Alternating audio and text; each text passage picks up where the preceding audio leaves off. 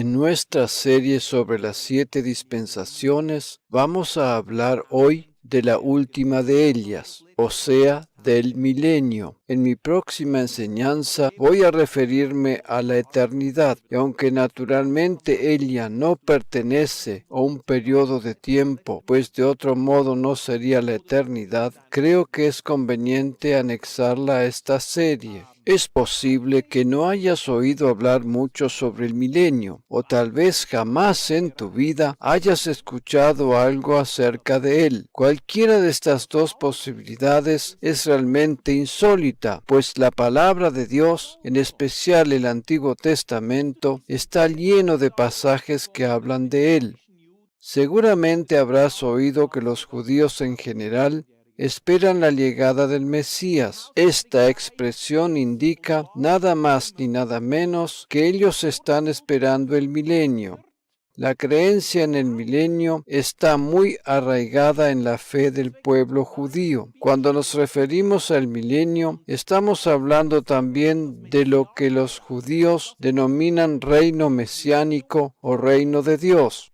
Ambos términos o expresiones son sinónimos. Como dije antes, el Antiguo Testamento está lleno de pasajes que hablan acerca del milenio. Por ejemplo, Isaías, Jeremías, Ezequiel, Sofonías, los Salmos.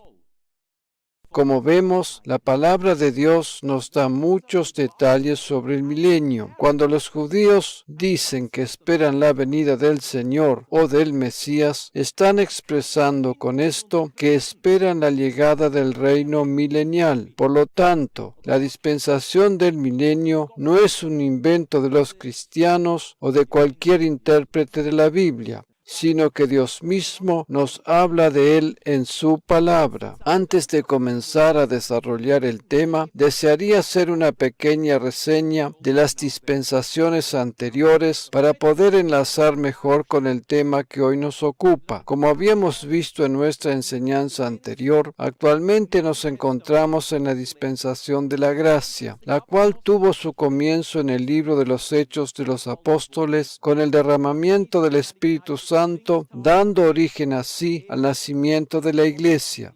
Hace más de 2000 años que nos encontramos dentro de la dispensación de la gracia.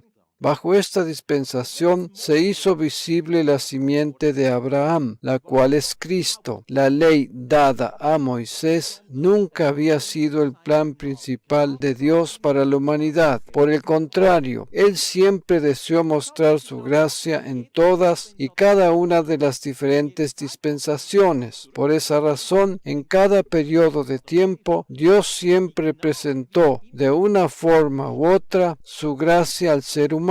Si bien en todas y cada una de las dispensaciones Dios presentó su gracia, en esta última dispensación en la que nos encontramos en la actualidad, denominada precisamente dispensación de la gracia, esta se hizo visible de una manera completamente nueva y diferente a las anteriores. Con la llegada de Jesús a la tierra, la gracia divina tomó forma humana y habitó entre los hombres. Vamos a ver ahora rápidamente cómo manifestó Dios su gracia en las diferentes dispensaciones anteriores y cómo lo hará en la próxima, la del milenio. En la primera dispensación, la de la inocencia, la gracia divina está representada en la promesa de un Salvador. Dicha promesa fue dada en el huerto del Edén y hablaba de la simiente de la mujer. En la segunda dispensación, la de la conciencia, Dios exhibió su gracia por medio del rapto de Enoc. En la tercera dispensación, la del gobierno, la gracia divina se manifestó en la protección de Noé y su familia, preservando así la línea de los justos.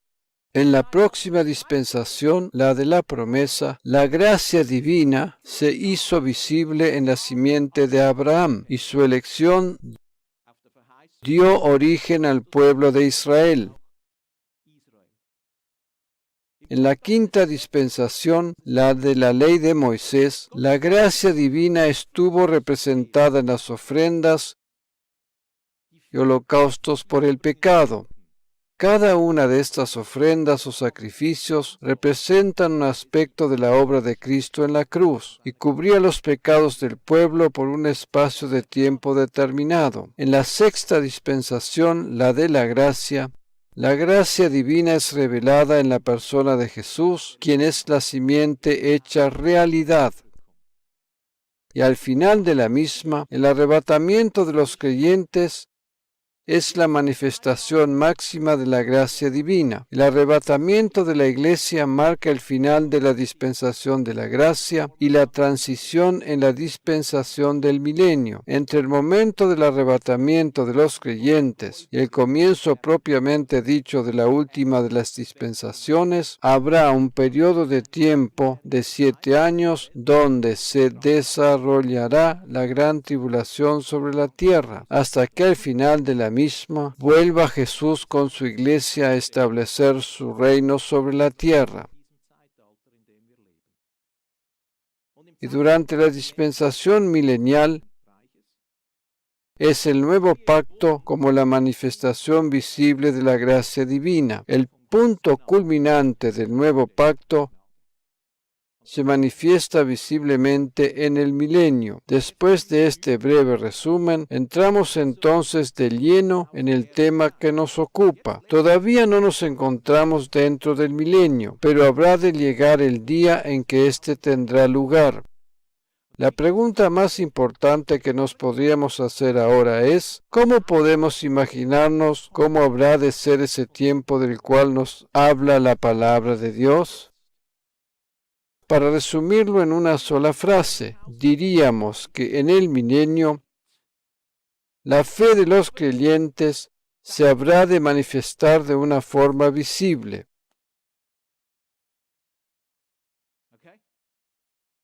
En este momento, nuestra fe no es visible. Aquí radica precisamente la diferencia entre la dispensación actual en la cual vivimos y el reino milenial. Ahora creemos, pero nuestra fe es interna y el mundo no la puede ver ni distinguir, dado que, aunque somos creyentes, nuestro aspecto exterior no ha cambiado en absoluto desde el momento en que aceptamos a Cristo como nuestro Salvador personal. Aunque nuestro aspecto físico sigue siendo el mismo, tenemos fe en nuestro corazón. Y la Biblia dice que vivimos por la fe y no por vista. La fe que actúa en nosotros no tiene nada que ver con lo que ven nuestros ojos físicos. Sin embargo, en un futuro cercano, en la dispensación del milenio, nuestra fe habrá de hacerse visible. Y ese será precisamente el motivo por el cual las personas habrán de llegar a la fe en Cristo. Durante el milenio, Jesús estará físicamente sobre la tierra. Durante el milenio, Jesús estará físicamente sobre la tierra y gobernará como Rey sobre todo el mundo. Él habrá de establecer la cabecera de su gobierno en la ciudad de Jerusalén. Ninguna de las capitales mundiales que conocemos en la actualidad será la sede del gobierno de Jesús durante el milenio, sino la ciudad de Jerusalén. Y ésta habrá de convertirse así en la capital del mundo. Jesucristo habrá de sentarse allí en el templo y desde ese lugar gobernará el mundo entero. Por lo tanto, todos podrán verle. Por esa razón decimos que la fe se habrá de tornar visible para todos.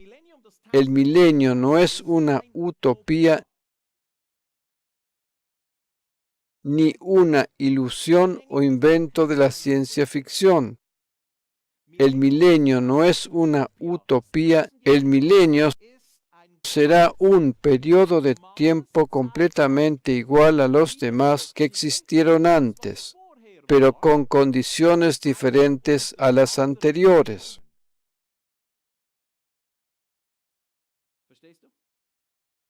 Hay muchos que piensan que durante el milenio los creyentes habrán de estar todo el tiempo sentados sobre una nube tocando el arpa. Esto no es así de ninguna manera. Este no es el milenio del cual nos habla la Biblia. Por el contrario, el milenio es un periodo de tiempo en la historia de la humanidad tal como ha sido hasta ahora, con seres humanos sobre la tierra que habrán de reproducirse y otros que habrán de morir. Sin embargo, nosotros los creyentes, como la iglesia o esposa de Cristo, no pertenecemos al grupo de seres humanos que poblarán la tierra durante el milenio. Nosotros seremos los que habremos de gobernar junto con Cristo durante esta dispensación. La población mundial durante el milenio estará formada por la gente procedente de las naciones a las cuales hace mención el Evangelio de Mateo. Dicho pasaje estremece a la mayoría de los creyentes, pues ninguno de ellos desea entrar en la categoría de los cabritos que son apartados de las ovejas. Los creyentes forman parte del cuerpo de Cristo y por lo tanto no pueden pertenecer de ninguna manera a ninguna de las dos categorías de las cuales hace referencia el pasaje de Mateo 25. Dicho pasaje no se refiere a nosotros, los creyentes. Cuando Jesús hablaba con sus discípulos con respecto a los cabritos y las ovejas que habrán de ser separados en dos diferentes categorías, estuvo haciendo referencia al final de la gran tribulación, cuando las naciones habrán de ser juzgadas. Cuando eso suceda, tú y yo, como creyentes en Cristo, ya no habremos de estar sobre la tierra, puesto que seremos arrebatados antes del comienzo de la gran tribulación. No debemos creer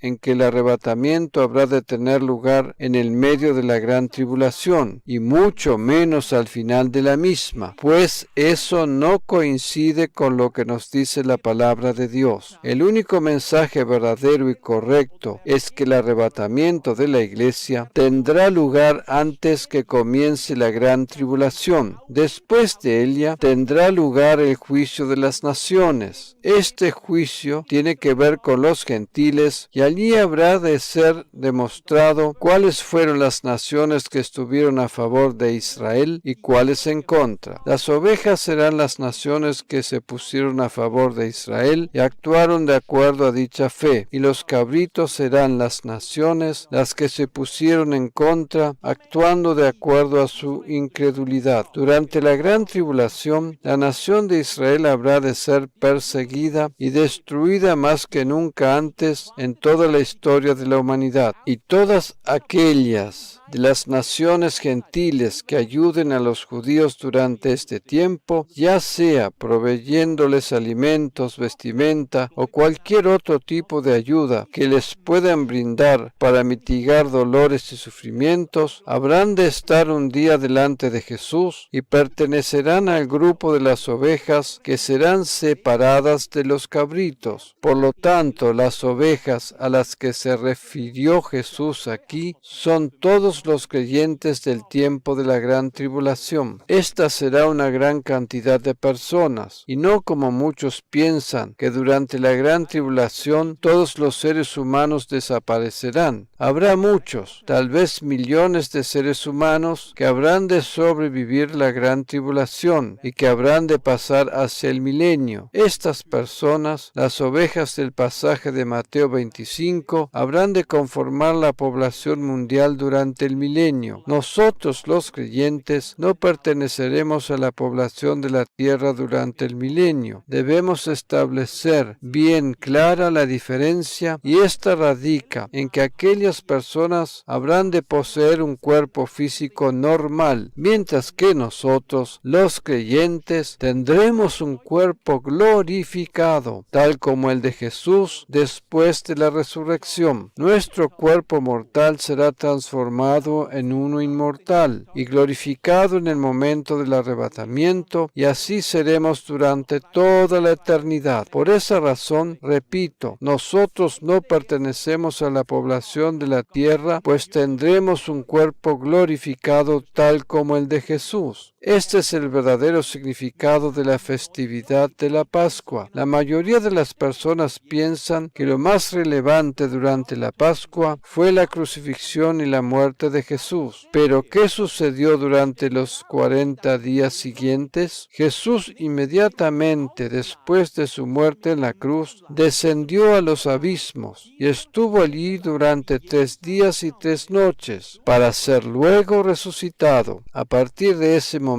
y durante los siguientes 40 días, Jesús apareció en distintas oportunidades a sus discípulos, mostrándose a ellos con su nuevo cuerpo glorificado. Un cuerpo semejante habremos de recibir nosotros también cuando seamos arrebatados. Los 40 días en que Jesús estuvo apareciendo a sus discípulos con un cuerpo glorificado después de la resurrección y hasta el momento en que fue ascendido al cielo, son un simbolismo del milenio. En aquellos días, un cuerpo resucitado se movía entre los seres humanos con un cuerpo físico natural. Leemos en la Biblia que Jesús sorprendió a sus discípulos apareciendo en medio de ellos estando las puertas cerradas. Su cuerpo glorificado podía ir de un lugar a otro traspasando las barreras físicas. De la misma manera serán nuestros cuerpos durante el milenio, y esto nos habrá de otorgar posibilidades que antes no teníamos. Vamos a considerar ahora el pasaje de Hechos 1, versículos 1 al 3. En el primer tratado, oh Teófilo, hablé acerca de todas las cosas que Jesús comenzó a hacer y a enseñar, hasta el día en que fue recibido arriba, después de haber dado mandamientos por el Espíritu Santo a los apóstoles que había escogido, a quienes también, después de haber padecido, se presentó vivo con muchas pruebas indubitables, apareciéndoseles durante 40 días y hablándoles acerca del reino de Dios. Después de su resurrección, Jesús anduvo 40 días con un cuerpo glorificado entre personas comunes y corrientes,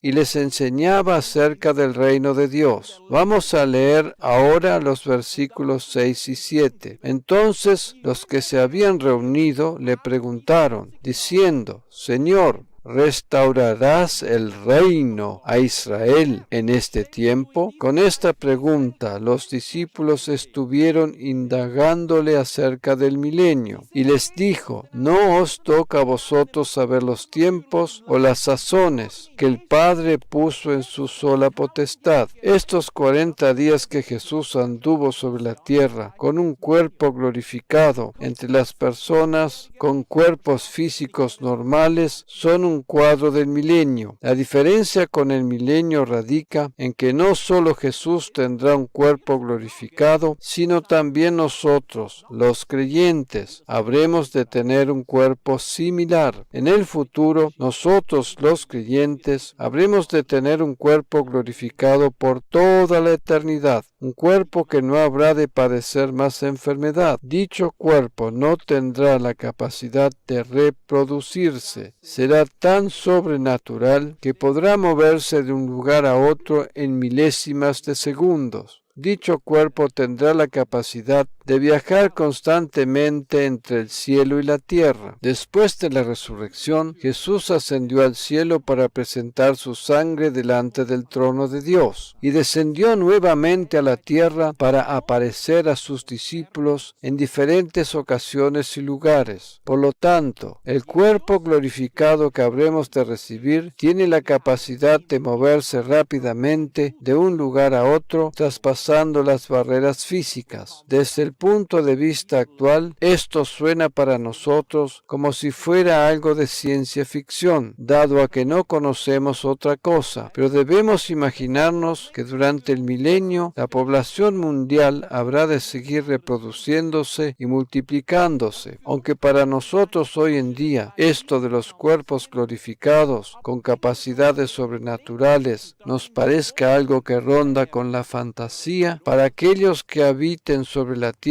durante ese tiempo habrá de ser completamente normal. Repito, para nosotros ahora suena como fantasía, pero para ellos que hayan nacido en dicho periodo de tiempo habrá de ser algo completamente natural. Permíteme ilustrarte esto con un ejemplo. Vamos a hacer un viaje imaginario hacia el pasado y hagamos de cuenta que retrocedimos 200 años. Imaginémonos ahora que encontramos a alguno de nuestros antepasados y le traemos de la mano hasta la actualidad, más precisamente hasta el año 2018. Esta persona, en la época de la historia en que vivió, jamás había visto un coche, un carro, un auto, un vehículo, ¿verdad? Tampoco tenía la menor idea de lo que era un avión volando por el cielo. En la época en que esta persona vivía no existían más que los carros a caballo. Si en aquel entonces le hubiésemos explicado que algún día, muchos años más adelante, a causa de los avances de la ciencia, habría de ser posible volar por los aires en aparatos de aluminio y metal, seguramente que pensaría que estaríamos hablando de una fantasía o una ilusión. De la misma manera, hubieran reaccionado nuestros tatarabuelos si les hubiésemos explicado en aquel entonces que algún día todos estarían en condiciones de tener su propio vehículo, en referencia al automóvil. Al hablarles de un vehículo, ellos estarían pensando en un carro tirado por caballos, pues eso era lo único que conocían. Hubiese sido imposible explicarles lo que es el automóvil, y más difícil todavía todos los detalles del motor. Para ellos, un motor solo tenía que ver con la industria de aquella época. Por más que lo hubiésemos intentado, no lo hubiesen comprendido, ¿verdad? Cualquier explicación posible a ellos les hubiese parecido una fantasía, una ilusión o algo completamente ilógico e irreal. De la misma manera es para nosotros hoy el tema del milenio, dado a que no conocemos otra cosa más que lo que ven nuestros ojos físicos y naturales. Sin embargo, para aquellos que nazcan durante el milenio habrá de ser lo más natural del mundo el hecho de que Jesús gobierne el mundo desde Jerusalén, y un montón de otros seres humanos que anden volando de un lado a otro. La dispensación del milenio habrá de ser un periodo de tiempo igual a todos los demás, nada más que con otras estructuras y condiciones. Jesús ejercerá el gobierno mundial y con ello la fe habrá de ser visible. La condición para cada ser humano durante dicha dispensación habrá de ser el reconocimiento de Jesús como su Rey. Hay muchos que piensan que durante el milenio todos habrán de ser salvos. Y esto no es así. Durante ese tiempo, todos y cada uno de los seres humanos será confrontado a la misma decisión, a saber, aceptar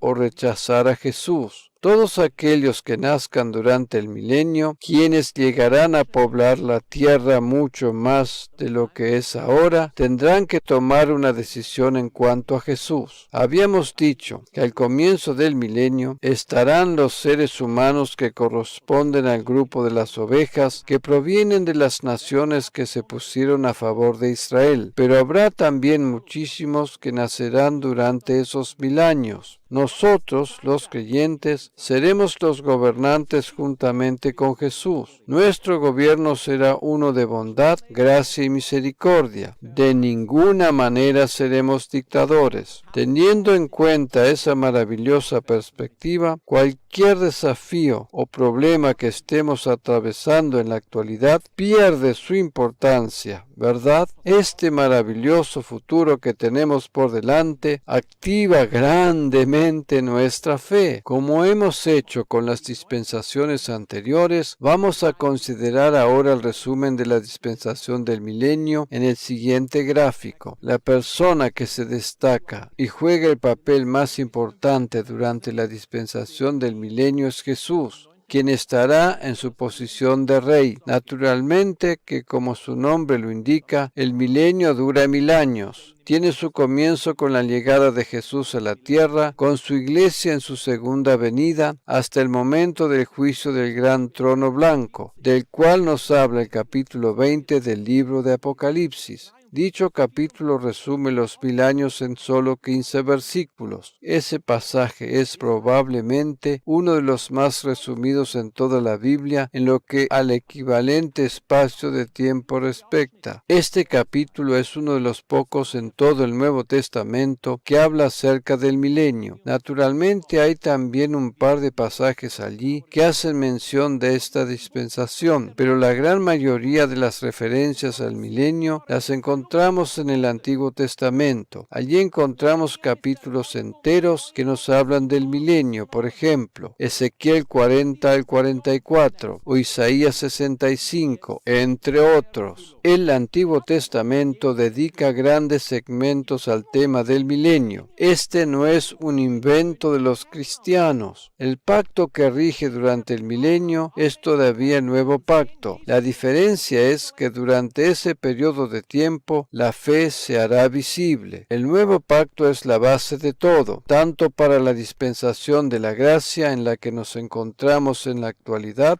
como para la próxima, la del milenio. Como en todas las otras dispensaciones, en esta también hay una condición, la cual tiene que aceptar a Jesús como Señor y Rey.